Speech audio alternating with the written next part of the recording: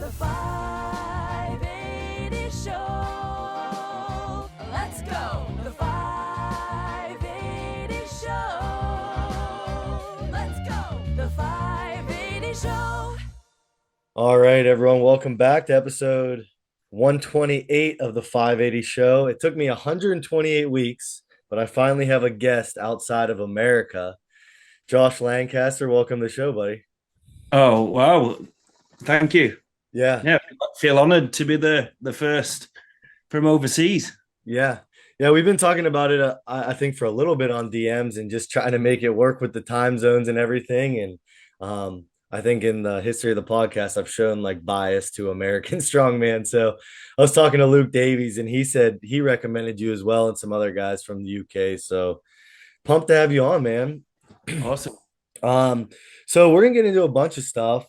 We'll get into your coaching. Um, but the first thing I wanted to bring up, and it's funny, it's actually a Q&A. Anytime we post a Q&A for the pod, it's a common theme, and I've never been able to answer it, is the difference between UK and USA for the strongman circuit. Because I don't know if you guys look at our circuit, like our setup as amateur pro class, like is it's goofy, and I don't know much about your guys' setup. So like I thought this would be a really, really good time to kind of like dive into the differences, between the two scenes and explain it a little bit.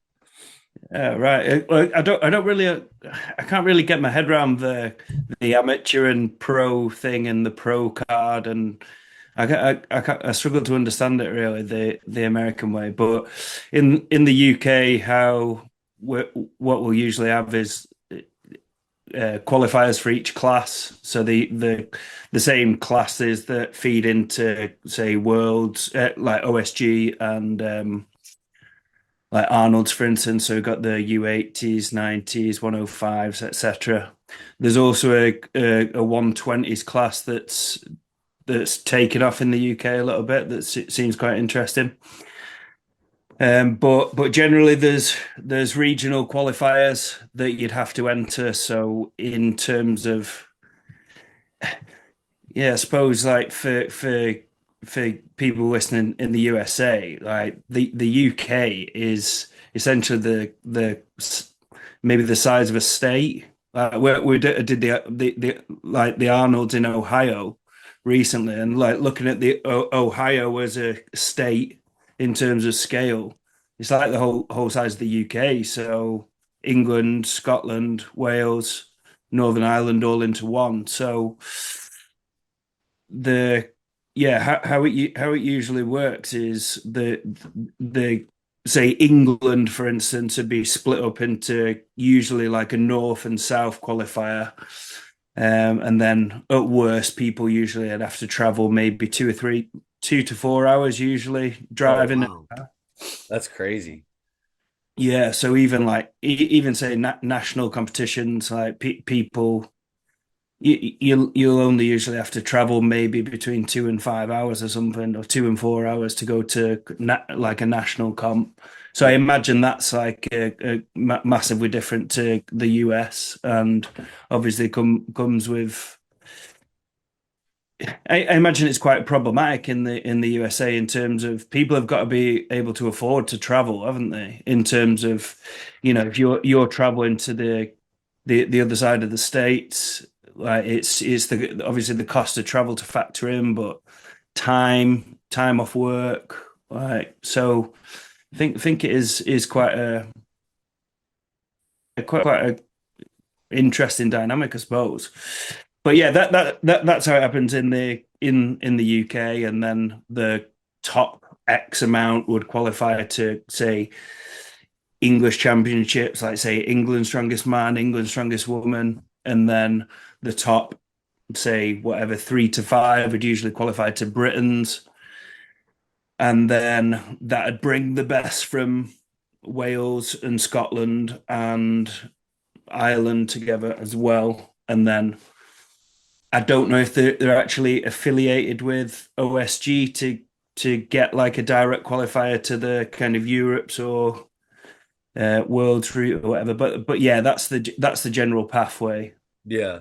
So is it like like is it like a federation, like one person, like when you say like Britain's strongest man, or is it kind of just like agreed upon, like No, it's a joke. It's a joke, honestly. Like yeah, it's just a fucking Wild West. It's crazy. People, essentially, me and Luke Davis proved it a couple of years ago with the bringing the U80 scene in the UK. Like there was a bit going on for the 105s and under 90s that was decent, but the under 80 scene was dead.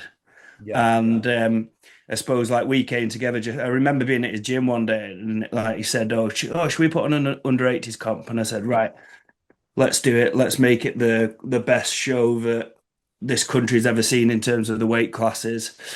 People, but like the resistance we were up against, people said to us like, "There's no under 80s in the country. Nobody's interested. We've tried the shows. People just aren't interested in doing it." So I personally saw that as a challenge. I thought it's the system that is wrong, like or the system that could drastically be improved, and that's the reason why people haven't fed into the comps, not because there aren't willing competitors there. So then we came up with the system, I suppose, inspired by Furman doing Clash, I suppose, was that me and Luke both agreed that we weren't bothered if we lost a bit of money and had to invest a bit of money ourselves just to kind of at least give potential for the under 80 scene to spark up again in this country. So we decided on the idea of putting 50% of the entry fees, because obviously things cost money to organize and stuff. But I have like a ridiculous amount of strongman kit. Luke has that. So obviously that's a big thing. We could just use our own kit, for instance. We have loads of people in our network who are like keen to help us. So that was another good thing. But we put up the 50% of entry fees to directly back into the athlete's prize pot. So and the other thing that worked really well for it and that attracted loads of people to enter was the fact that we put different weight options for the people could either pick like 8 kilo log or 110 kilo log, for instance. right, So basic, and then we sold it to people in terms of were the elite guys, or say the better guys in the UK, like people like Flash, people like Dean McVie, Tim and Joe Daguish. It was a way that they didn't have to lift lighter weights. They could go heavy and essentially prepare them for feed them into the internationals. But then the people whose barrier was they weren't quite strong enough yet was completely eliminated. And then we kind of fed it into these people who were kind of would want to be a part of it, but were a little bit scared, maybe due down to experience, the new to it or whatever.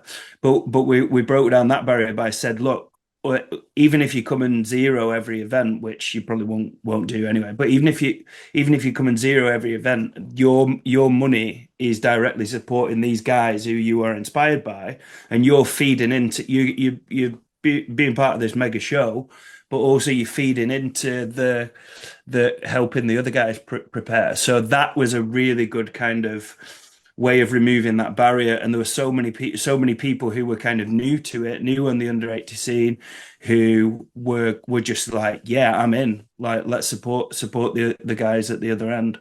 And then the guys at the top, we put records on and stuff, like the max deadlift, max dumbbell, max stone run ended on the heaviest stone that had been done. So yeah, we kind of got that back on it.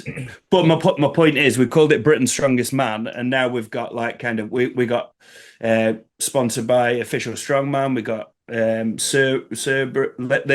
covered it. We got there was like a good sponsorship deal that came with Cerberus off the back of it. There was Spartan Atlas stones. They came forward and provided the stones for us. Rebel Strength, the dumbbell that I use to this day in training, Rebel Strength gifted us that dumbbell for the comp to go for the record. So because we kind of put ourselves out there and we're prepared to lose money, like it was amazing in terms of the sponsorship opportunities that came forward and jumped on board with us. So yeah, Yeah. it was brilliant. And then Luke's I was just getting like really anxious, like hosting comps and stuff. So I stepped away from it really and just focused on coaching and competing myself. But Yeah. like Luke's continued with that, and it's just snowballing and growing. But the point is, back to the original question, we called it Britain's Strongest Man. We just fucking made it up, Yeah. really. You know what I mean? Spoken We into just made it existence. up, and we're like, well, if you can put on a better show than us, you can call it whatever you want. Let's see Yeah. what the athletes want to do, and let's see who recognize it as the show. And yeah, I suppose that's what we've done.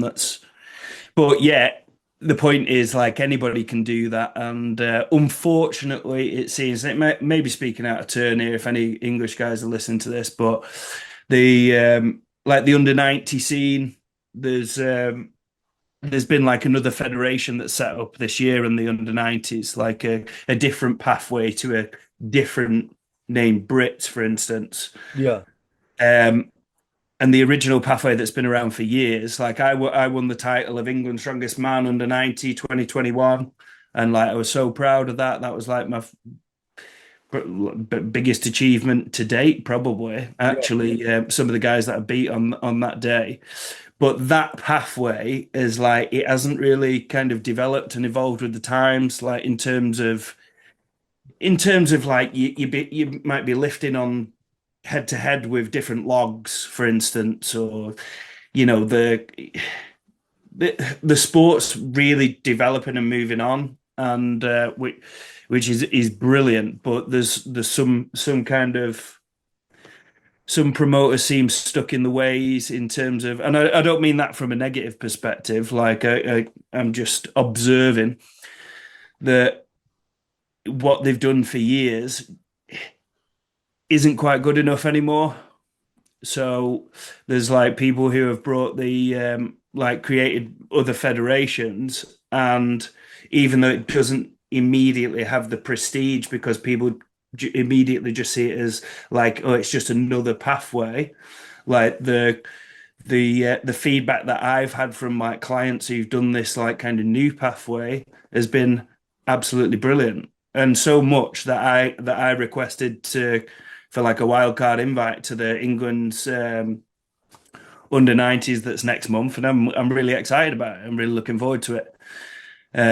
Because like the feedback was the show was like they cared about the athletes, the refereeing was good, the events were nice and varied. Like it was professionally run. Like plenty of warm up opportunities at the facility, plenty of facility for spectators and stuff. So, so yeah, back to the original question. It's just like it is the fucking Wild West. Yeah. Well, Um, it's but there's opportunity there if somebody's good and they put on there's like you and I could make up a show that and if it's brilliant, absolutely brilliant. Like people like say Lynn at say OSG would work with us. Like if we're proving that we're putting the best athletes on the planet together we are um they're drawn to us and the kind of comfortable by how much we care and how much we kind of know, like how we're up to date with the current goings on. Yeah, yeah. we're not just saying, oh yeah, we do it this way because that's how we did it 10 years ago. It's like, yeah, it's like look, I've got my world's strongest man hat on here. Look, what does it say? Established 1977. This is where a lot of people go wrong with strongman. They think, oh fucking hell, this is the way we've always done it. Like the sport is so young. The sport is so young. It's not like say even weightlifting or powerlifting or bodybuilding like that have been around like longer. Like Yeah. And the even since 1977, well, how much has it changed? Like for exactly, the better. You know what I mean? Like it has changed, and exactly. every good sport, evolves. and that's just how it works. So yeah, I mean that's a great point.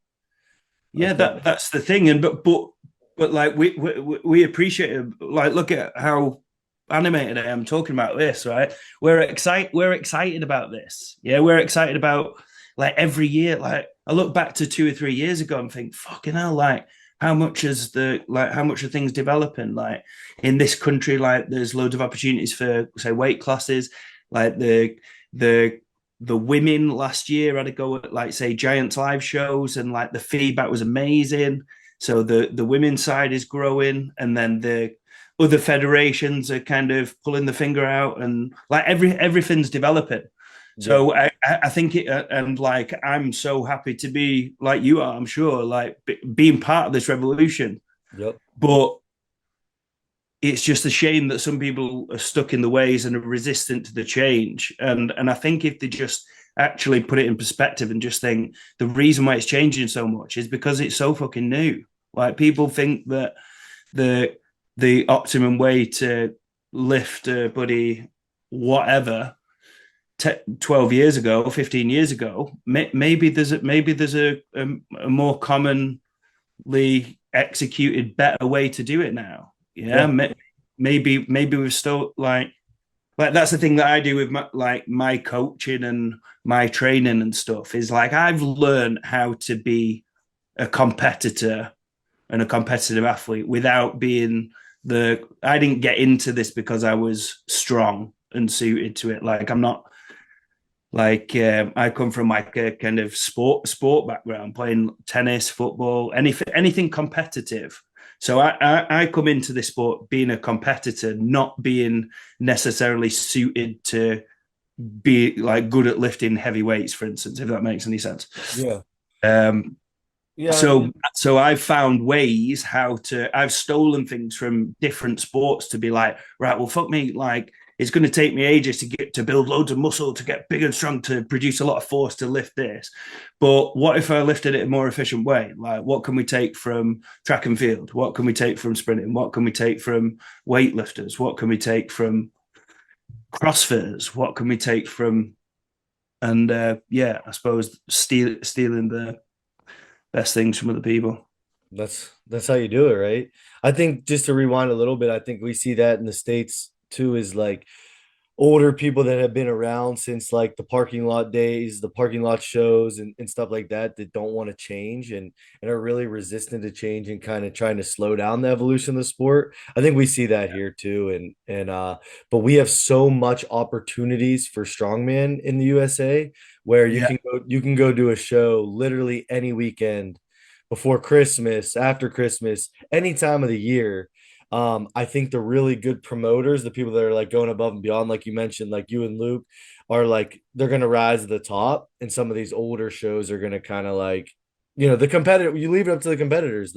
They are the people yeah. spending the money to sign up to register and stuff. So wherever they go is probably whatever the better show is, and whoever's putting on the Yeah, that's it. Shout out to Luke and Chaos Strength Promotions. Like yeah, as a I suppose as a speaking from a coaching well, speak from both perspective. As an athlete perspective, like if I want to say have a run out and just go and do a practice comp for bigger shows or whatever, like and Chaos have one run it. Like, I'll go and do it. I've done loads of comps there myself, and it's just that kind of mental the I don't know the mental side of like being excited for a comp, but you know what it's like going to a comp and you think, oh fucking hell, I don't want to feel like I'm deflated and let down. And how many times have you gone to competitions and you've been like, oh fucking hell, that's a bit of an anticlimax. Like the show was too long, or we didn't get a warm up, or the events changed on the day, or the refereeing was ambiguous. Like whereas you go to Chaos, it's simple. They're sharing the same values as you. Like they want to get through the day. They don't want to have you there all day waiting around. Like they want to get through it. It's consistent. It's a great experience whether you're an elite athlete or whether you're somebody new getting into the sport. It's just absolutely brilliant. Um, So yeah, it's great from a coaching perspective. It's brilliant for me feeding athletes into that. It's great. It's Yeah. great from a coaching perspective because like I can get my athletes into that, and I know that they're going to have really likely to have a really good experience, which in turn is obviously better for the coaching because they're going to want to improve and better for coaches' retention and stuff.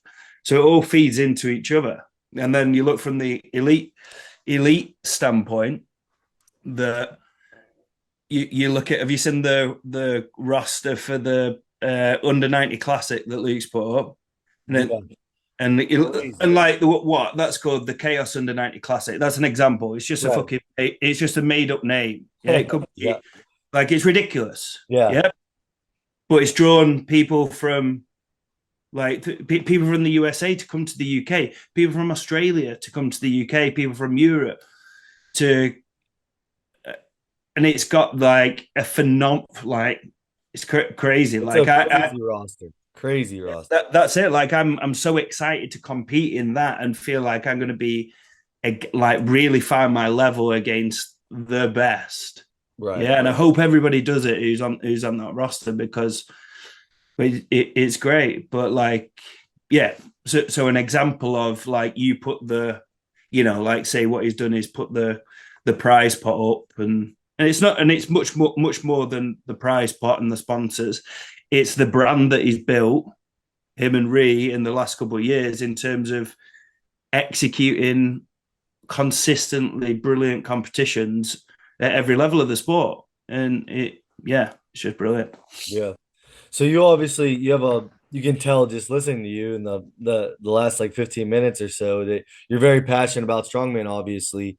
What's some stuff in strongman that you may like that you hate, like a trend that's going on that you think needs change, like something that needs changed that you hate, something that you think needs added to like just the say like I know that's a tough loaded question, but like trends, Yeah. like are there any There's something that trends? I hate. Something that I hate. Let's think about it.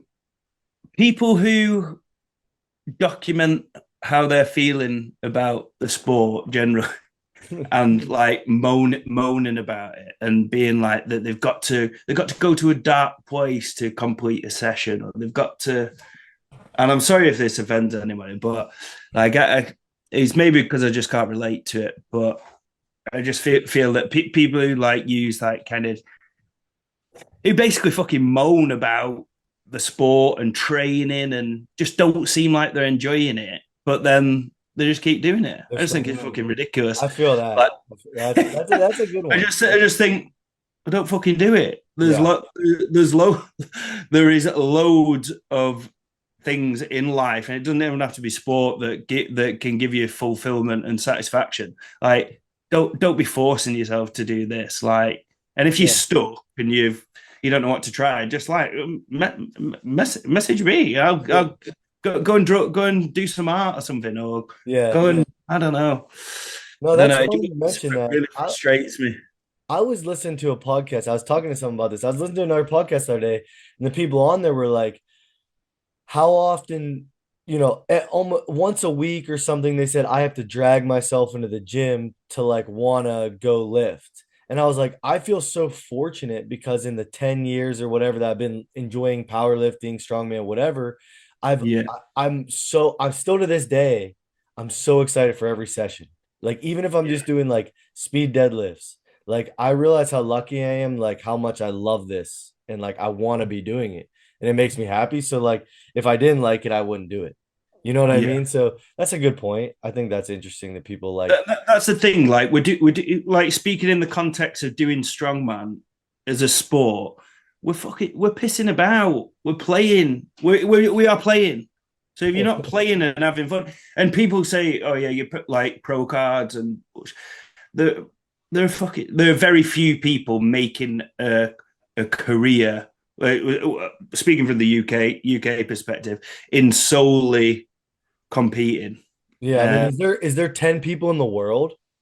You know what I mean? Maybe. Yeah, there's yeah. You look at the like I went to World's Strongest Man last month, amazing. And you look at the roster there, and like people are just like the people are working normal jobs. Like they're not doing it as a like. It's going to be great when it's shown in your country this weekend, isn't it? I think What is? World's Strongest Man. I Oh, think it. oh, it's being shown. Yeah, Yeah, yeah. I think this is finally the weekend that that we can yeah. find out who won because we don't So know you'll who. see like the crowds there. Like it's just amazing. Yeah. And these guys are the top of the like top of the tree, and a lot of them are going back to work on Monday. Yep. Yep. Yeah, so Crazy. it's but my point being that if you do like that, they've got to be doing it because like you've got to be enjoying it. You've got to be having fun. Like you're playing. Most of us are playing, and it's a sport. So if you're playing, you've got to be enjoying it. Like just fucking do something else. Like if you genuinely feel negative about it, like Yeah. just go and do Yeah. something else. 100%. But like there are so many things that I want to do. I want to play. I want to play tennis. I miss playing soccer. I want to play golf, but I don't because I enjoy doing this just that little bit more. Right. Um, but the point is enjoyment, and if I wasn't enjoying it, I'd just fuck it off. Yeah. Don't take our so we get I think a lot of athletes kind of need to hear that message because it's like don't we all want to compete, we all want to do our best, we all want to win, right? I mean, that's just human nature. However, don't take yourself so serious. Like you're gonna have Yeah, bad comps, stuff like that, because like you said, in the grand scheme of things, there may be 10 guys in the entire world, 10 guys and girls that are making a full-time living off this out of thousands and thousands and thousands of people. So have fun. I think that's a good message. yeah. That's a good point. What you just said to reiterate, and that's a mantra I live by. Is like I've forgotten what I was going to say. To like, there's no. I don't feel like in the moment there is nobody that could take it more seriously than me. Like in terms of in the moment, I'm stepping up to like literally every rep of every set that I do in practice is max focus and intent. Yeah, but like outside of the lifting, like I couldn't take it any more seriously. But in terms of myself, I don't take myself seriously whatsoever. Yeah. Like I'll be like it's just like if I go and finish and I come last at a comp or whatever, I'm not feeling uh, like I need to justify myself or whatever. I just feel like, oh fucking hell, I was shit today. Boom, move on to the next thing. And I think that having that kind of mindset and developing that mindset, I do think it's a learnable skill, and I think it's really important, really valuable if you can learn how to do that for the longevity of any endeavor, really. Like in any kind of sport or anything, like that's how I can see myself doing this long term. Is because like actually I just take the rough with the smooth. Like I take it really seriously when I'm in the moment, but just take the rough with the smooth. Win a trophy, win a title, set a record. It don't fucking matter, does it? Like it Yeah. matter like at all. You go to work the next Monday, nobody cares, nobody gives a fuck. So stop beating yourself up about it. Whereas like when I was younger, and this is why I think it's a learnable skill is like when I was young, like playing tennis or whatever, I used to take myself too seriously. Like I must have smashed like 30, 40 rackets over the course of playing because I wasn't in tune with switching off and not taking myself too seriously. And I just thought like, oh yeah, I Yeah. don't Yeah. know. Just It makes sense. Makes sense. I think that's a good message for people to hear. I know I've needed to hear it in the past couple of years, myself as an athlete, so I'm sure other people do as well. Um, but so I really didn't even introduce you other than your name, but Josh Lancaster, and you were the first person under 80 to hit a 100 kilo circus dumbbell in comp. Um, and a whole long list of achievements. You mentioned UK's in 21, right? And yeah. I'll just correct you on that actually. So it wasn't in a comp. So okay. this is a debate going on, isn't it? That's be quite interesting to chat about if we have time. So that But was so that wasn't in a comp when you did it? no, it was like it was a standalone lift, like an exhibition kind of lift or whatever. But it was like in the middle of England's Strongest Man final. It was like I did like a sixth event, if you Yeah, will. you did like a showcase lift basically, like Yeah, it was like I did like 120 kilo axle for reps. I think I did four reps, and then I did like I think it might have been like 255 kilos, 15-inch axle deadlift for 6 reps in the competition, and yeah. then I went and did the dumbbell whilst people were resting, kind of thing, in between Gotcha. events. And So but just like didn't Luke Davies still judge it? yeah. So it was like judged up to standards, but it wasn't. Okay. I didn't know that. Yeah, That's no, and like interesting. weighed in, and like the idea was go for what I thought at the time was like the biggest pound for pound single arm dumbbell of all time. Oh, can you see it? Oh, no, there's a picture. Yeah, yeah, yeah. And it's a Uh, really it's a really cool video. Like if you go to Josh's Instagram, I think when I was looking at your Instagram, you have it pinned up at like the top. And yeah, it's a really cool video because you hold it for so long at the lockout and like you can just tell like how excited you are about it. So it was yeah, it's good. So, yeah, what was it? What did I weigh in at? I think I weighed in at seven. I think it was 78.8 kilos that I weighed in at. So the idea was what I thought was if I broke the record, I think it was 96.9 by Flash. I think it was maybe. So I just chipped at that. I think I did like 97.4 or something first, and then I wanted to go for the 100 and be the biggest pound for pound of all time, which I thought it was. But then uh, Nick Myers pointed out afterwards that I assumed that when he did, was it 114? Like I'd worked it out as he'd done 114 at 90, yeah. divided that by that, and like so it was similar. But yeah, it was good, Yeah, decent. that's awesome. England's strongest 21, right? Yeah, under 90, and Under then 90. second at the under 80s the year after, which was when I did the dumbbell thing, and Yeah. then I won the a European Arnold's comp that last year in September that qualified me for the Ohio. So So what that, was that it? So what's it like? Like I've never had to travel that far for a comp. I hope to one day. But when you came to Columbus, Ohio this year, yeah. you competed in the 90s. You were originally supposed to compete with me in the 80s. Mm. But I think you had like some deadlift and stuff or something like that. Oh, yeah, I just when that Ukrainian deadlift got announced, I Yeah. realized that even like I can't even get podium. Like that's what I thought in my head. Like even if I got like I'd aimed to qualify for the final day, which I felt pretty good on the event, but then I was just like I'm going to be sitting the deadlift out. Yeah. So that's what was so excited about the Arnold's this year was because there wasn't a deadlift announced. So I thought, fucking hell, like I can I can get away with my injury, if you will. Yeah. Um, so when I thought that there's no way I can get on the podium anyway, I just thought there's no point putting myself through the weight cut.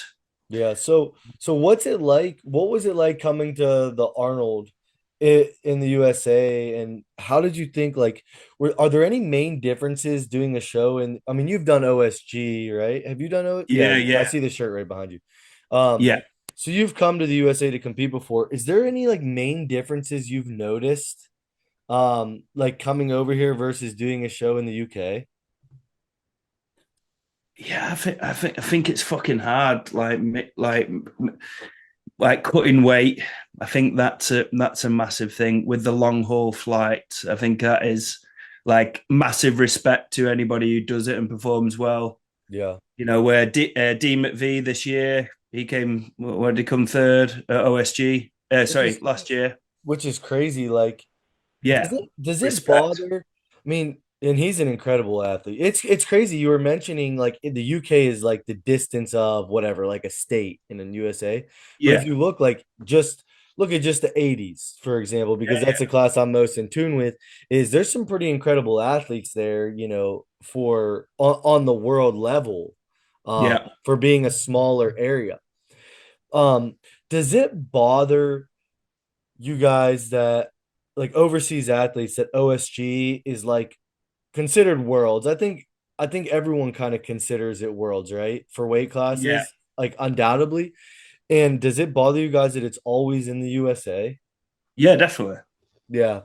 Because and I don't want to. How can I word this and not sound like a fucking somebody who makes excuses? But I'd be really, really interested to see how and I'm not doubting that they'll do well, but I'll be interested to see if how the USA guys and Australia guys or whatever who are traveling to the under 90 classic, how they get on, and if any of them are kind of performances affected by the longer traveling. Yeah. Um, Well, if you look at we're weight class athletes too. Like historically, world's strongest man traveling, like yeah, I'm sure it's tough for the supers to travel. But if you yeah, look at a weight class athlete, they have a lot more stress to deal with being in a weight cut. Because yeah, for sure. you're typically traveling in the heat of like the most stressful part leading up to the competition, That's right? it. And then do like travel flying on Virgin Atlantic, and they're bringing around like beer and wine, and I just usually get steaming on the ways, but I can't do that if I'm uh, Yeah. away. Or like, but yeah, that's definitely a massive fact. Like that is the hardest thing about like say competing internationally, and there's except I mean from like England to USA or whatever. Yeah. But then again, like I might be talking shit because you look at Ben Donan, he smashed it. Similar traveling to us, he's absolutely smashed it. Smash Clash and Worlds. Um, yeah, absolutely brilliant. with the So with the show, like the way the shows are ran, like just take the Arnold for example. Is yeah, it much different, like the actual logistics of the show versus like what you would see it like over there? no, not really. Pretty Not similar. um, yeah, pretty similar, I'd say. Yeah, thought it was yeah, I thought it was pretty good. That's cool. Um, so OSG's a bit like is it seems a bit drawn out, but it's like that for everybody, isn't there? Because the like yeah. the But money, and also I understand why OSG is in the USA, like logistically, like traveling around the world, like the benefit that you get from it being in a same-ish place right? is that you know that like Lynn runs a phenomenal show, and like you look at some of the stuff that he had to deal with last year, you know, with the weather and stuff, Yeah, which is crazy how they that you're able adapted. to, yeah, able It's to brilliant. overcome it. They're doing shit like that when you know when they're organizing a comp in Russia or organizing a comp in Spain or whatever, where they don't know like Yeah. yeah, just a No, logistical nightmare, and the language barrier as well, like in other places. Although I do feel like the the there would be it would be a good show in the UK. yeah. I like you said, I 100% get it because Lynn has all that equipment. Like, let alone just getting the equipment to the UK would be hard. I mean, Yeah, he's got like the patented like the car yokes, right? Like just think yeah, about like the Vikings, all that stuff. That's a nightmare. And I know that you're gonna have the most participation from USA athletes, just the way it currently is laid out. yeah. But I 100% would be a fan and would understand if it was overseas in the next couple of years. And I think it Yeah. should be because I think if you get in the habit of every single year being in Daytona or Charleston or wherever it's going to be in America, um, you start to lose the allure of worlds because it's like, well, it's only America and you know, I get And it. also as well, like there's this perception of like it makes. Look at the Arnold's roster. Look at who was at the Arnold's. You look at OSG, and it's all like USA guys. Mhm. And a lot of it is down to opportunity. Like I know some really, really good guys who just got like you don't want to say the name because it's private, Uh-huh. but they can't fucking afford to pay a couple of £1,000 to go and travel and be away from, and like the opportunity costs of earning money. Like it's just not practical and too expensive. I suppose my point would be, because it is obviously it's expensive for everybody, but if it was free and all subsidized and we were all professional athletes, let's say, like I suspect the order of results would be significantly different. That's what I'm saying. I don't mean like the top people, but like say the top 30 at OSG, the people at the Arnold's, like it would be represented significantly differently. Yeah. Whereas a lot of people can like may just see the, like you look at the best shows and the results, and all USA guys are all fucking savages in terms of results, but how much is down to like there's some really good UK guys at all levels. You look like what one in the one that seems like this is the under 105 class actually in the UK. Like that's probably that's the most underrepresented class in terms of internationals, and it's just there's some really good guys that compete, but they just don't seem to. It might be I don't know personally what the issue is, but it's a big commitment for Yeah. I mean, it's a lot of money. a way that somebody that like me can justify it is because like I'm a like win, lose or draw for me, it don't fucking matter because I can document it and it adds to my brand and my presence and my coaching or whatever. You know, I can't lose. So it's like I go there and it's an investment for me.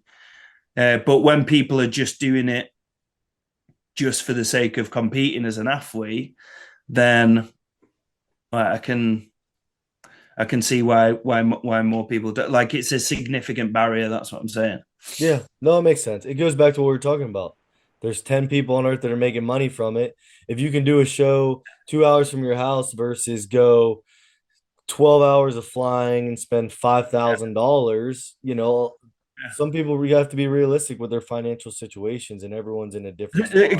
There's one of the guys I train with is a fucking animal and would do like be a competitive open, but he won't even pay the official strongman fee to for the online qualifiers Yeah. because of the it's another financial commitment. So there's people like I suppose he's a big exception really, but Yeah, right. there are there's lots of talent out there that would be physically that could represent a really decent level that aren't doing just because of the barriers to entry as opposed to being capable. I suppose that's what I'm saying. Yeah. Which I'm just doing what I hate doing and highlighting a problem there, not offering a solution. I'm saying I'm not criticizing anybody for doing it or anything, any kind of way of running because I don't know what the solution is. Like we're going back to the thing of it being a new sport. Yeah. We haven't I got think there isn't really money at yeah, the top to reinvest, is there? So right. I think for just look at Lynn, for example, and I mean, I'm sure he has thought about everything that I have and more. Um, mm, but I think the way that he would have to do overseas would be to pair up with someone like Luke Davies, for example, and put a yeah, lot of the boots on the ground stuff on Luke and yeah, show up a week or two early and have to kind of trust him that he has like the kit, everything, the venue's good, all that stuff. And I think that's how you'd have to do it. But as from a like not from a I like it being in the US as a competitor, right? Because I'm gonna want to go this year, but I would love to see it overseas in the next year or two because I yeah. think it I would like to see other athletes be highlighted and see because maybe your theory is wrong. Maybe USA is just gonna do good at the show no matter what. But I think there's one way to find out. So I think you have to. Yeah, I think it would be really good. But Um, yeah, do you think that that's a consistent barrier there? I'll take my girlfriend's a good example. She competes. She did the Arnold, and she's doing OSG Europes, and they're paying like whatever. She if I talk to her about strongman and logistics, she just switches off. She couldn't care less. Honestly, she just likes to train and fucking. When we come home, she hates talking about anything to do with strongman. And so I don't get to voice and like discuss anything with her. But yeah. I can tell from a pure consumer perspective, like like she sees the thing of I think it's like £150 entry fee or something for OSG Europes. Hmm.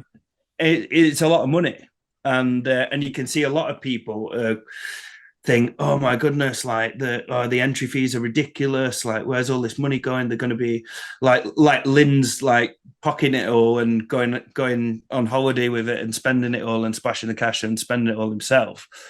Whereas like, I can see that everything's just getting, it's just, he's just trying to snowball and reinvest it. And it, there's just not that much, there's no money at the top to kind of feed that. There's no kind of major kind of sponsors that, Yeah. somebody's not just turning up with £1 billion to invest in the sport. Yeah, Like, it makes sense. Yeah, I know what you're saying. I mean, and it's like you can look at like the professional sports model, like over here in the US, and I'm not trying to talk shit, but like the WNBA wouldn't be paid if the NBA didn't exist. And right. that's much more of like a grander because the money is just not there as far as viewership, going to the events, stuff like that. Where but they have this feeder at the top, like you were mentioning, and it's able to feed down and kind of make the sport as a whole grow, which is awesome, and make it flourish. So I see what you're saying. We're just on a much smaller scale, um, you know. But yeah, that's all good stuff. I don't want to end the pod without talking about your coaching. So British Strongman coaching, right? Um, Yeah, built a YouTube channel with loads of just bit. I've just been coaching for years and years. I suppose. Well, sorry, about 10 years now doing the strength coaching, and just I mean, like the thing that's bothered me is the amount of magical stuff that's happened over the years that I just haven't. It, I don't. I don't mean in terms of people winning stuff or whatever. I mean like right. when you're in a training session and you might say to a buddy, "Oh, we'll try this cue or whatever," and then it just kind of changes everything. I suppose like my passion the last couple of years has been like trying to capture these moments and then document via like YouTube and social media, and the results been that I've been able to help like loads of people at scale without for free without it costing me loads of time because I'm like making these videos and these kind of resources and stuff that yeah Yeah, that's what I've kind of done with that channel that we are like if you're watching on YouTube right now and people on the that are just listening on Spotify or Apple, they'll be able to see your Instagram name. But I would highly recommend going and following Josh because he puts out a ton of good strongman content where he does voiceovers, talks coaching through lifts, events, stuff like that. And it's there's a lot of really good content. Even the other day, I think didn't you put the thing up about the power stairs, sliding it what down? about the step the using the slide. Dude, that was like I was like, holy shit. I sent that to like five people. I'm like, this is like the dumbest thing, but it's so smart. Like like little stuff like that. That's why I like following good coaches like you and just good athletes because like little stuff like that just makes my training easier. And I thought that was because I'm Yeah, about to start training power stairs for a show coming up in July. And I'm like, yeah, wow, that just made my life so much easier. yeah, that's it. And I suppose that's the difference of having like um I suppose I pride myself on being a coach first and foremost, and like when I started coaching and like say doing well with athletes winning competitions, I wasn't even doing strongman. I was still like playing football, tennis, or whatever. Did like bit of powerlifting, bit of weightlifting. I was just bothered about getting other people better. But then it got to the point where some people were like kind of questioning me and saying like, "Oh, what do you what?" So then I just started to compete because I thought, right, well, I'm shit at all these things, but if I go and apply these things that I go and get other people to do, then I'll just show that anybody can do it and anybody can get competitive and get good. So that's kind of what I've done with myself is got like I've literally struggled with every lift across the board, and I've just like kind of got better to prove my coaching concept really. Yeah. Yeah. So that's a different. I'm speaking from a kind of theory perspective in terms of you know somebody who coaches from reading a book and then going to tell somebody to do it, but also of like got skin in the game in Yeah. terms of I know what it feels like to be training fucking power stairs by yourself and like just like more efficient ways to get the practice in and you know knowing what things feel like and what's going through your head when you're doing certain things. I think it's very valuable. Right on. Right on. Is there anything you want to talk about with your coaching, like in advance to that? I mean, I think that's cool to have. I think that's a really good point about having a coach who has skin in the game, like you mentioned, because theory is great, Yeah, but actually having real world application is really, really important. So I think that's good you mentioned that. cool. Do you have 10 minutes? Yeah, Yeah, absolutely. 10 You minutes. got All right. 10 minutes. It's Could I, you're the could I, could I guest. go over? Right, I want to just go over a couple of pointers that a bit basically the principles that I've realized that when I'm coaching the basic lifts that are subtly different. Some of them are subtly different to what you kind of what I heard when I was new to strongman, for instance, and I suppose how I've adapted and compressed them into the most simple ways possible. So I'll talk about the pillars that I teach. So they're a little bit on deadlift, a little bit on overhead, a little bit on moving events, a little bit on loading events. So very general. You can take what I say with a pinch of salt, but there might be something in there that you can go and apply to your training. And yeah, just let me know how it goes. So I'll give you 3 pointers on each. Basically, I've tried to compress it down to three most simple but basically, this look at it as like the smallest hinges that open the biggest doors in terms of optimizing your technique. So, talk about the deadlift. So, the thing that I think people should be focusing on from scratch and also right up to elite level is focusing on bar path as number one, and basically getting your bar path perfectly straight. It might seem perfectly obvious to a lot of people listening, but a thing that obviously I can only talk about, say, experience in the UK, but the big things in the UK are people seem to be obsessed with trying to keep your back straight and just really focusing on that as like the priority number one in terms of lifting, where they come and people are so distracted by keeping the back straight that the bar path is just completely inconsistent. So what happens when we're talking in the context of strongman is when you're adding a competition element to it, and like how often do you see it in the USA where you see people that they have seemingly really nice technique with say 30% of the max, but then they go to a competition and then the positions are all over the place and they just kind of turn a blind eye to it almost. Like, is Right. that something that you see? Yeah, I'm sure. I mean, I just see that just in the gym alone, like Yeah. owning a gym, it's easy to make light weights look good, but when you're at that competition weight or a maximum, 90% plus, yeah, that's when it goes to shit, and stuff breaks That's down. it. So I try to work backwards from that. I always think with somebody, say a strongman athlete, right? They go, let's look back at your competition, last competition. You were hitching and grinding and ramping the final rep or whatever. You're because you back's rounded as you can't maintain the position from the floor anymore or whatever. So then you're being pulled everywhere.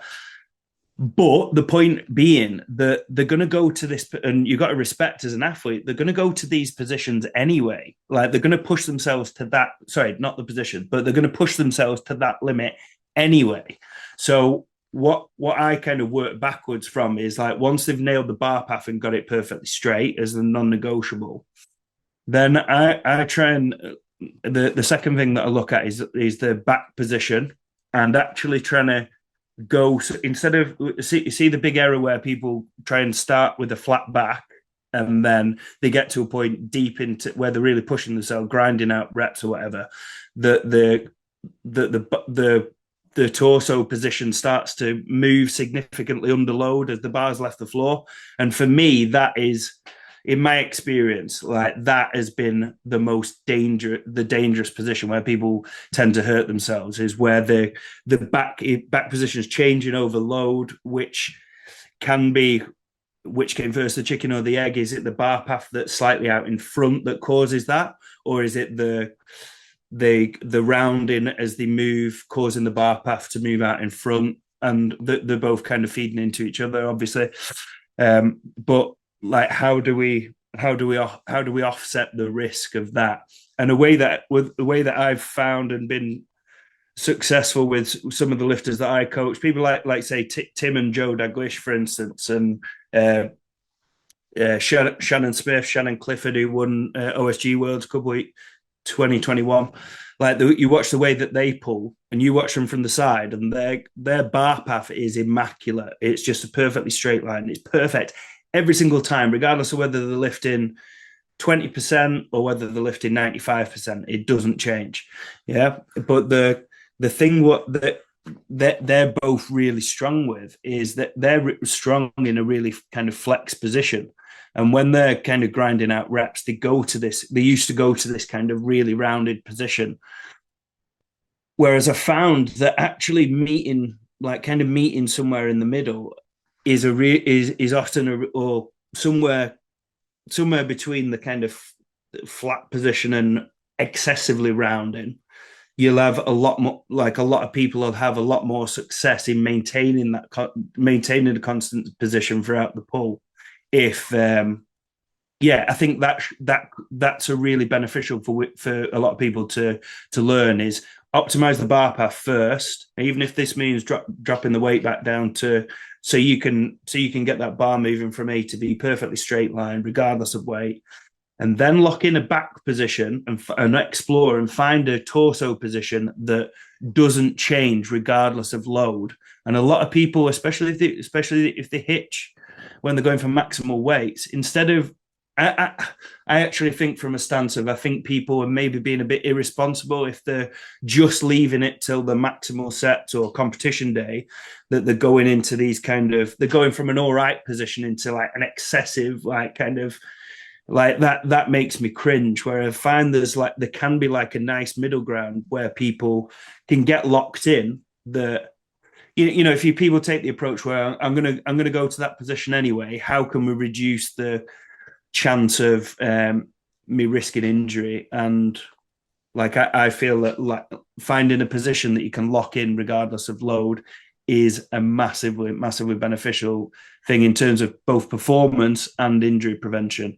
And then I think the thing to layer on top of this, which is often in a different order to what people teach in the UK, is once you've found this optimal bar path, you've found this back position that doesn't alter regardless of percentage that you lift in, then add the brace on top. So you're looking at bracing, in my opinion, should be almost like a performance enhancer thing, that you're just providing that kind of extra global stability that allows you to lift more weight but doesn't alter the positioning. That's my philosophy. Does that make sense? Yeah, it makes sense. Where you're getting the skill and the positional awareness, you're building that first, And then when you're like, right, now I'm okay. Now we start to learn how to brace, and that's why I find it so important that people in phases, like if you're an elite lifter, drop the weight back. Work with like you can dial in these skills with like 40 to 50% of your max, and dial in the number one and two. But beginners just starting off really, really light until you've got those first two things patterned on, until you get to the point where you find that it's challenging. So now we need another gear, then learn how to brace, and then learn how to say bring a belt to enhance that brace further. Yeah.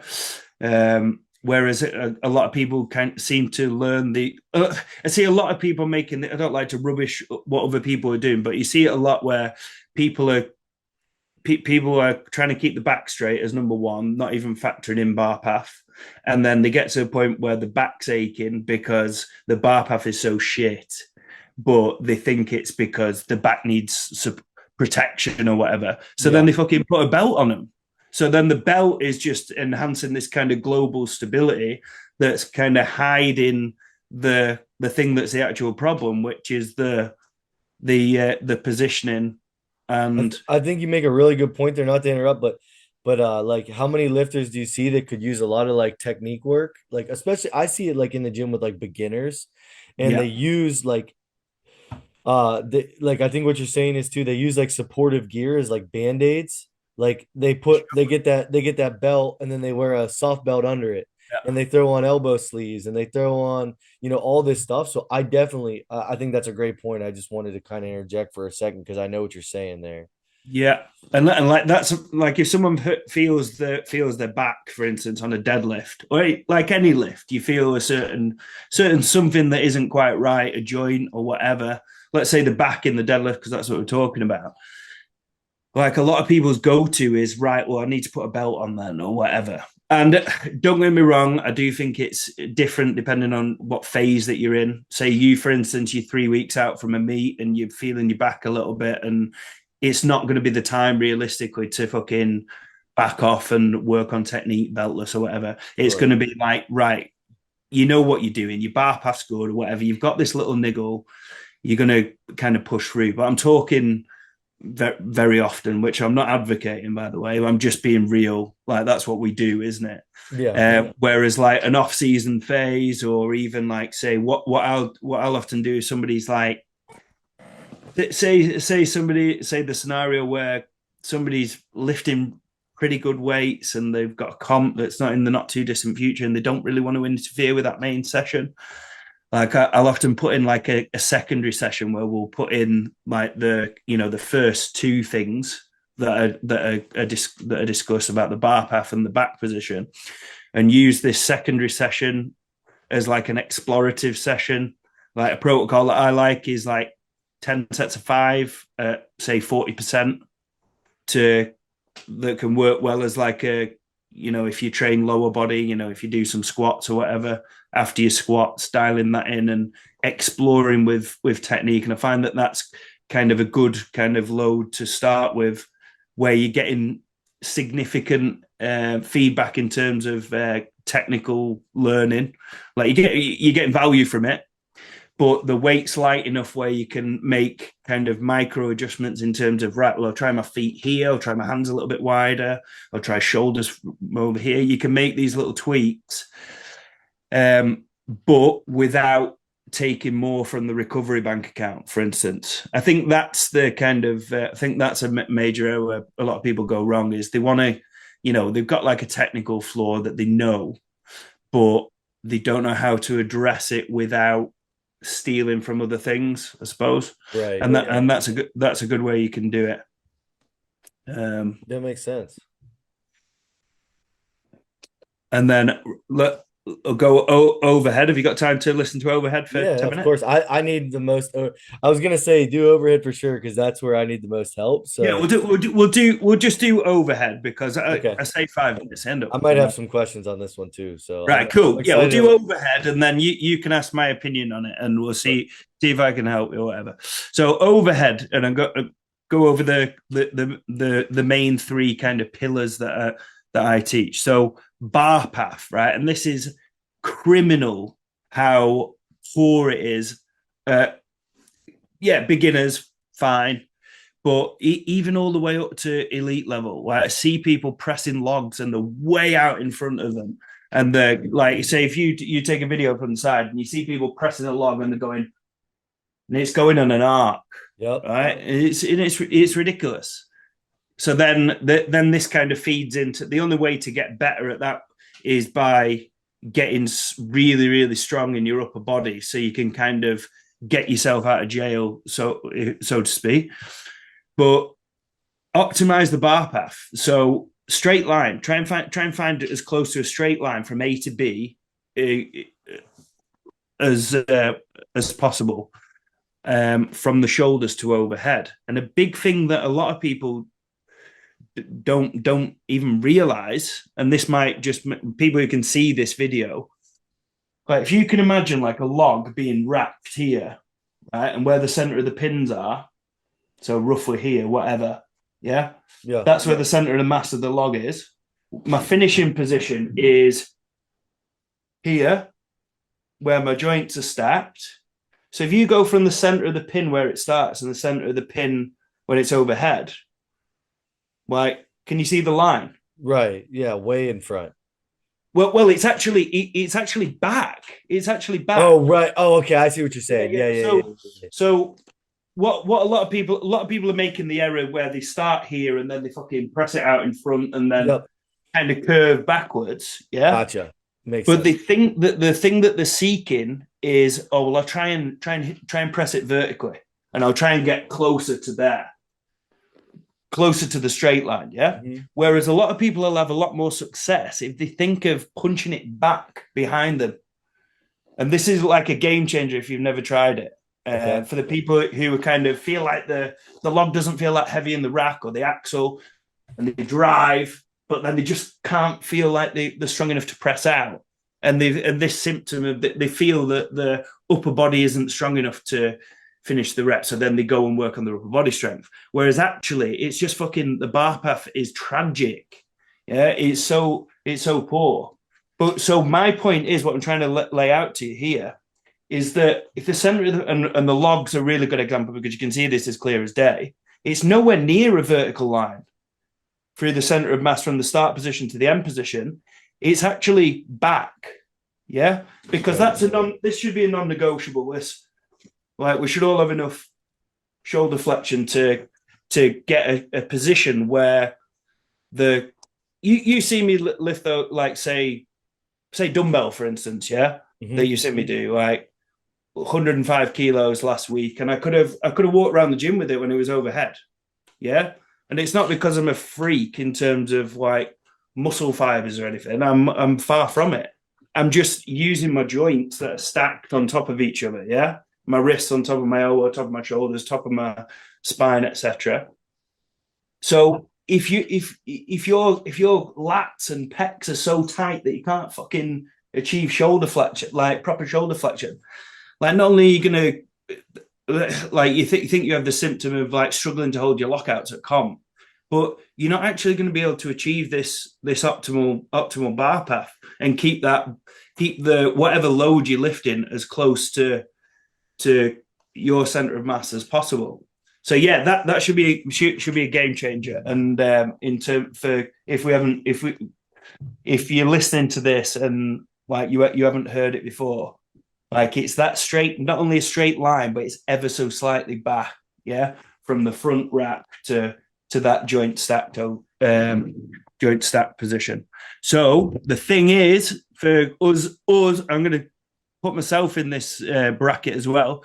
Us Instagram lifters, yeah, you put it up. We film our videos, generally speaking, from what's going to look good on Instagram. So you put your big log sets up, or a video from the front, a main set. Oh yeah, I'm an animal or whatever. To get myself in the full screen, yeah, you can see the whole picture, but you can't see the bar path. So what I'm saying to if you're somebody who struggles with a bit of a grind when, say, the log or the axle is about chin height, face height, or whatever, analyze your bar path. Take your next overhead session where you're applying leg drive and video from the front and see, is the bar moving in pretty much straight line? And is it going backwards, not straight up? Definitely not forward on that curve that a lot of people are doing, right up to a world's level. Yeah. Can we find that path where it's back? Because if you can, then that's where the magic's going to happen. And like all the other pointers feed into that. So like say Shane MST Systems, he always like his way of coaching this is like say he's always drilling the head back. So the head back position is making it easier for you to facilitate this line, because if your head's here, then you can it's easier to push into that space. Yeah, you've got nice space to push into, if you will. Yeah, some other people, I think.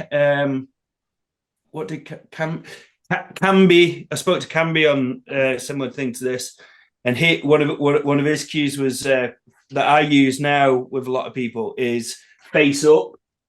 So like actually keeping your face like on log, for instance, your face going up like parallel to the ceiling, because then you'll provide yourself with this space that you'll just give yourself an easier task to achieve this optimum bar path on log, for instance. Right. Or a final cue that's addressing the same thing that Dale McPherson or 3D Strength, a UK coach, he uses. He says on log, lock out your upper body before you bring your head through, or lock out. Make sure you lock it out before you bring your head through, kind of thing.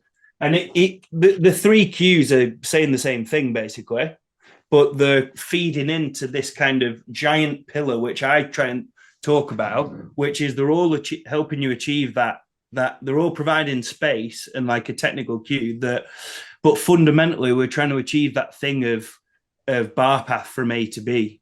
So I think if people actually listen to this and you think, fuck me, that makes sense, go and video your stuff from the side and see, be critical with yourself. Go 50-60% to start off with, a couple of triples, yeah, and just assess, self-assess. Right, is that bar path what I described, or is it going out in front, or is it just straight up? Yeah, because the likelihood is that you're not an exception to the rule. Yeah, and that this will work for you. So the second main point, once you've nailed the bar path, I think the number one reason why where basically axles, dumbbells, logs are won or lost is the ability to dip and drive. I think the dip and drive, and basically like we talk about rack position, but it's much beyond the rack position. It's about maintaining that rack position, not only as you dip, i.e. doing the eccentric or the way down, but as you do the concentric and you drive up. So you see a lot of people, they'll say a lot of guys like similar level to us or whatever, and the rack position looks pretty good, yeah, and they think that why's my overhead shit, but then they'll go to dip, and they might, a common error you see is people like hinging forward, yeah, not keeping a vertical torso as they go to apply leg drive. So you can see it as clear as day. As they go to dip, it's rolled forward. Yeah. There's some other people who are a little bit better. They've got the rack position nailed. The dip looks really good. But then if you slow-mo the video, when they go and reverse the dip and go into the drive, that's when they lose it forward. Yeah. So you need to highlight to yourself, right? Which stage are you at? Which stage do you need to work at? And almost use them as prerequisites to each other. Yeah, you can't have a good dip and drive. You can't have a good drive without having a good dip. You can't have a good dip without establishing a decent rack position first. Yeah, so use them as prerequisites and feed into each other. And then, so that's the bit. Like once the penny's dropped in terms of nailing the bar path, and you understand what you're going for on that, this is where I'll see most of you in terms of people's programming and practice. In terms of once they know that their bar path needs to be that, the practice needs to be at the dip and drive. That's where I'd say 90% of people's overheads are failing in strongman is the dip and drive. It's the same whether it's the log and they go like this and then the big elbow drop as they start to drive up. You see that? Yeah. Right. See it all, especially I see it people that are more green with log, newer with Yeah. log, because it's such a cumbersome Yeah. item. It's such a cumbersome thing that it's going to want to pull you forward versus like an axle or a barbell being able to comfortably sit back a little bit more. And even on an axle, the biggest thing that I see when I see athletes press is like more novice athletes, but their elbows dip. First thing, their elbows dip and everything goes forward and goes just to shit. Yeah. 100%. So, and this is usually down to one or two things in terms of the. Let's talk from an intermediate lifter standpoint, an advanced lifter standpoint, right? So I'd say most beginners fail and the log rolls because of they don't know how to dip and they just fucking hinge forward. Does that make sense? Yep. You see the torso collapse, basically learn how to do the vertical torso. But then you see these big batch of like intermediate to advanced lifters who are lifting big weights, doing well at competitions, but then they've learned the value of maintaining the vertical torso, but then their elbows are still dropping and they're scratching the head. And they're like, why the fuck? Why is this happening? Why are my elbows dropping when it gets heavy? My vertical torso, I'm applying leg drive, feel strong, doing whatever. And a lot of the time that I see is actually because they're having, which is against what the cue that you learn when you're getting into strongman, is everybody says elbows high, elbows high, elbows high. Whereas I find that a lot of people are trying to dip and drive with their elbows in this weak position where they're trying to go really high, or basically getting confused with, like, say, using your axle example, people doing like a kind of front squat rack position, and then trying to press from there. And if you're trying to press from that, especially as the weight goes up, your elbows, if you slow-mo it, most people, if they're starting here and they're going to dip and drive from there, as they drive, their elbows will drop, usually to around this kind of range. So what I would say is a lot of people who have a lot more success actually not necessarily trying to keep their elbows high, like actually just getting their elbows in a position that they can, going back, similar to the deadlift principle. What I'm saying is that as they go to drive and apply leg drive, the position that their elbows want to be in at that position as they go to drive to achieve this optimal bar path, actually learn to start in that position and you'll have a lot greater success, because this thing of trying to start here, and even if they only drop to there, it's not only the fact that your elbows are dropping to there, you're losing the bar path a little bit by your elbows dropping subtly, but it's the fact that the subtly dropping is like they're actually taking momentum into that position. Whereas if you actually just start here, most people will have a lot more success in maintaining that as they go to apply leg drive. Exactly the same principle with log, exactly the same principle with so it's exactly the same principle so long as you're factoring in the first thing that I said, which is optimizing the bar path as the non-negotiable. Yeah. And right. It's the same thing on the dumbbell. How often do you see it where people doing the dumbbell, that I get it asked, people ask me all the time, it fucking does my head in, where people are like, right, so-and-so's told me to put my elbow or whatever. Should I be putting my elbow high here? And I'm like, forget about your elbow. Forget your elbow's even there, right? You should be finding, like say on a dumbbell, you should be finding a position where, and this is where you analyze a little bit differently from the log and the axle, analyze from the front and like make sure that your dumbbells are aligned with your center of mass down the front, or like basically like if you drew a line through the center of mass of the dumbbell, like you should be in the middle of your feet. Whereas you find what most people will do is they'll rack it on one side, and if you drew like the center of mass through the dumbbell, it's going to be like say 70-30 towards the side leg that the dumbbell's on, if that makes sense. So Yeah. they're giving themselves so that's the error, and it's the same sequence of they haven't got the rack position sorted yet. So if they go to dip and drive on that, where's the dumbbell going to go if it starts over here? It's just going to fucking go over there, and it's an Right. impossible task. Yeah.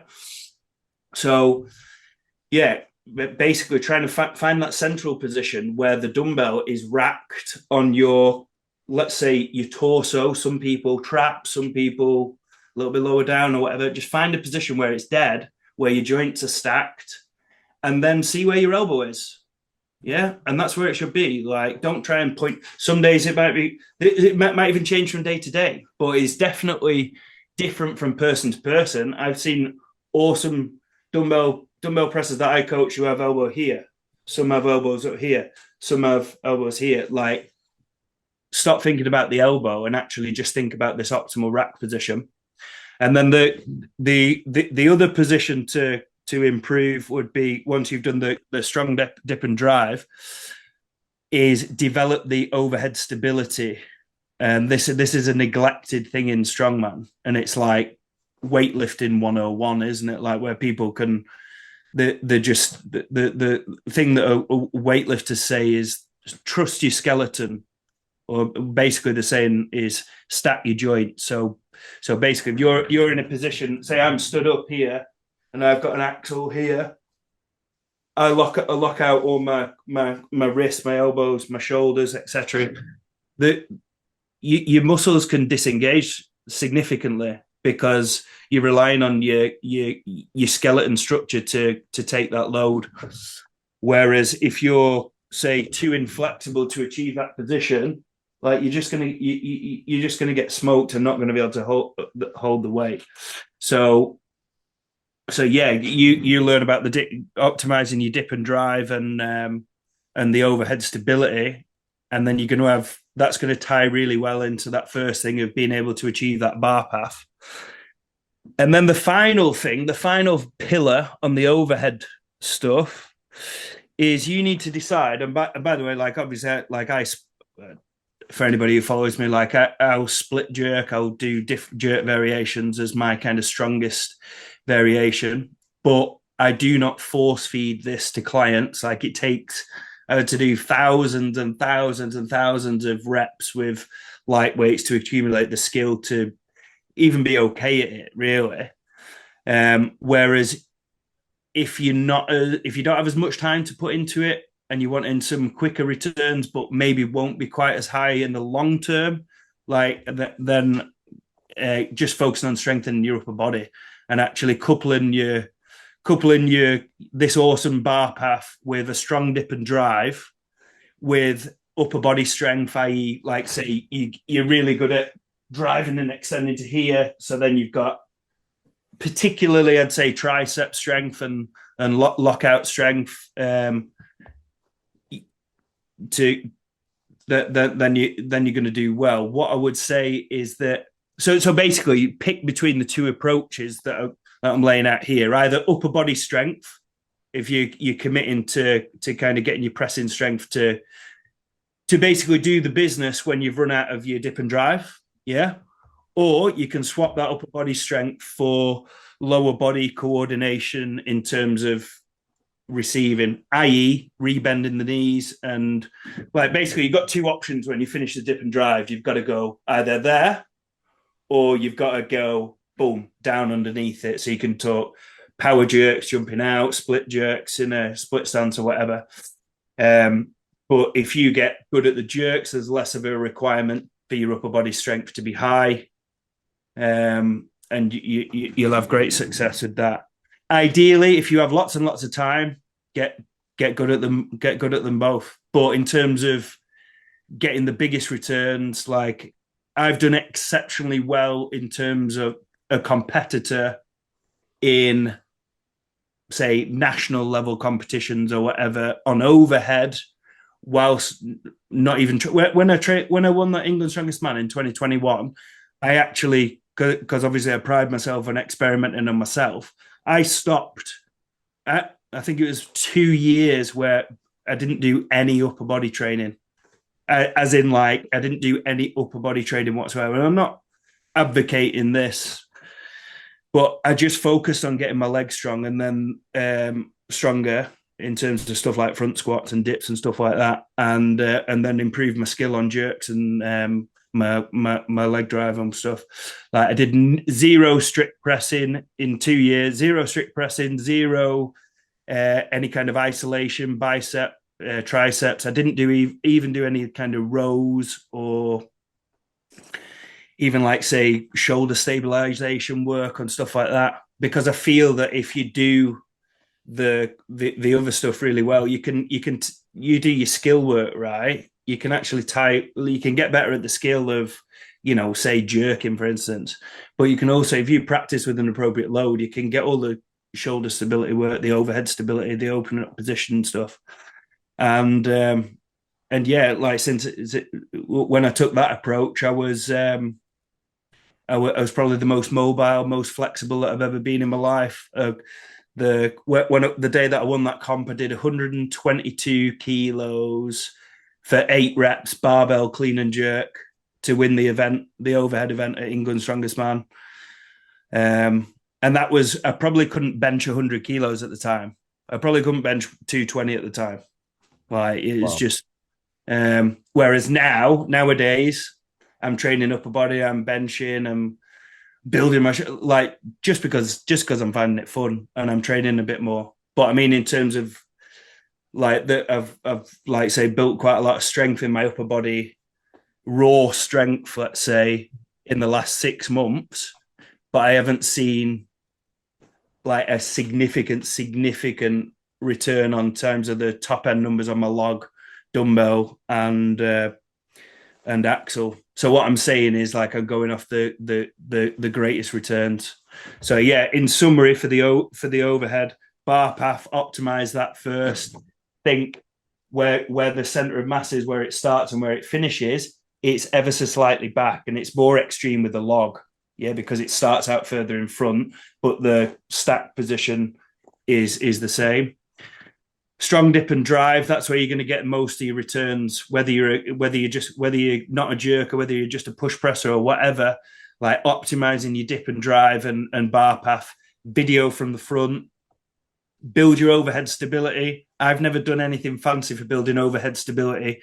I'm not one for like doing, say, mobility drills, banded lat stretch pecs, like for the sake of it, unless it's like needed for somebody. Like I think the best way to build overhead stability is hold your fucking lockout, like in training. And so a way that I'll do this is like I'll very often do the last rep of a working set. I'll hold for overhead for 5 to 10 seconds, and I'll try and find that joint stack position. And I'll find that for a lot of people, that's a brilliant time efficient way of building something that's specific in terms of skill that's going to help your overhead and actually how that weight feels over your head.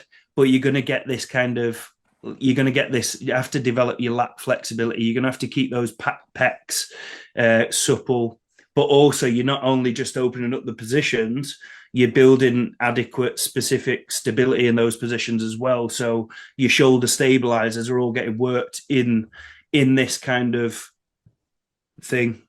And then final thing would be upper body versus your lower body coordination. Have you got the patience to learn jerks or whatever?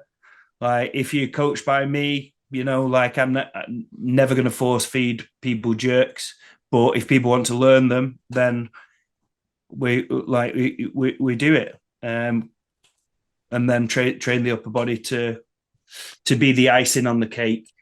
Whereas I see a lot of people getting into strongman and even like see strongman programming now, where people will do a 4-day split, and then one of the days will be like an upper body static pressing day, where they'll be doing like fucking bench, incline bench, and a load of upper body assistance work as like basically a quarter of their training week. And I just think it's I think the time could be used a lot more efficiently. Yeah. So what about your overhead? What's your take on what I've just said, and what's your limiting factor, do you think? I'm not sure.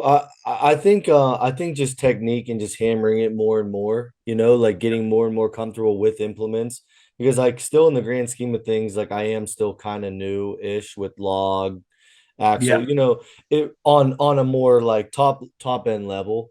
yeah. But no, I think that's really, really good. I think that's interesting stuff too. I like biggest takeaway is like for stability to just hold reps longer.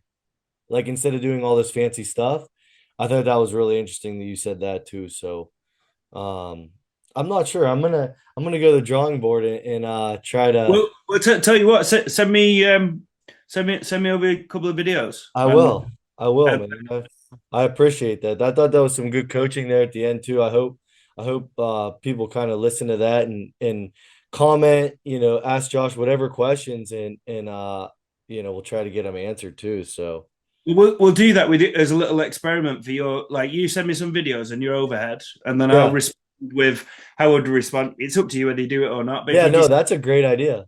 if you decide to implement what I've said and some of the suggestions and that, then you can document it in a few weeks or a month and Yeah, see if there's any improvement. Or cool. see if Let's there's do not. it. Say you've done everything that Josh suggested and he's talking shy. It don't work. Seriously. No, I like it. I'm gonna send you some videos. We'll do that. We'll post them. So Nice one, mate. awesome, man. Well, Josh, thank you so much for coming on, man. First guest outside of America. So uh get some people from across the pond listening. Nice one. Thank you very much. Awesome, man. Thank you so Peace. much. Peace. See ya.